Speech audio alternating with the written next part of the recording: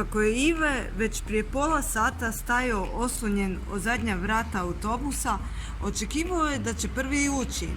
No Šole je želio da svi uđu na prednja vrata i uljudno mu pokažu autobusnu kartu. Ivu je to razljutilo. "Ući ću ja na ova vrata i ja ti kažem", počeo je vikati. I stao je vući stranice vrata sve dok nije primorao mehanizam da popusti. Vrlo brzo penjao se Ive po stepenicama, a Laj i Zoki pridržavali su vrata kako bi oni ušli sljedeći. Ugledavši Ivu kako zadovoljno sjedi na zadnjem sjedalu, čuvajući preostala mjesta za svoje frendove, Šole je povikao: "Izađi van!" "Neću!" viknuo je Ive. "Izađi!" naredio je ovaj ponovno. "Ne!"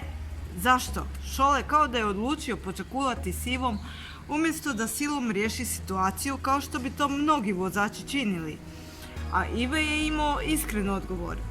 "Zato što sam debeo i zaglavit ću!" izvikivao je. Šole je shvatio da nema izbora, pa je odustao od daljnjeg pregovaranja s Ivom. A onda je ugledao Laja, Silvana i Zokija kako na jednak način provaljuju u autobus i uskaču u unj, što ga je sasvim izbacilo iz takta. "Ne provaljujte mi u autobus!" urlao je. "Razbit ćete ga!" A Silvano je na to mirno odgovorio: "Trćemo sejno."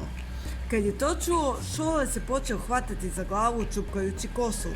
"Dobro je, Šole," tješili su ga. Ostatak tinejdžera naguravao se na vrata, pa upadao bučno i uz more psovki u autobus. Jedna je djevojka odlučila kupiti kod vozača cvikalicu u jednome smjeru, pa je položila novac na pult, ali kako Šole nije reagirao iste sekunde, momak koji se našao iza djevojke jednostavno je pokupio novac, proguravši se naprijed.